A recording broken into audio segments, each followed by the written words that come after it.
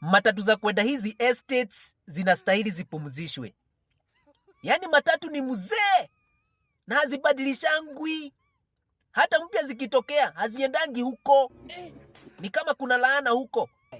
Hizi matatu za kwenda Gumo, matatu za St. Mary's Lang'ata, matatu za West Madaraka na Boka Sacco, matatu za kutoka Fig Tree kwenda Gikoba, matatu za kutoka Karen kwenda Bomas, Kawagware, Satellite, Kabiria, Kileton, Hillocks, matatu za kwenda Nyayo Estate. Oh my God. Wapi kwingine nimesahau?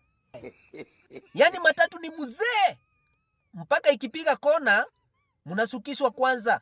Viti zipangwe tena. Hata cockroaches zao ni za white. Na madere wengi wa hizi matatu wanakuaga wa Kisii. Ni kama ziko na laana. Maukweli tupu.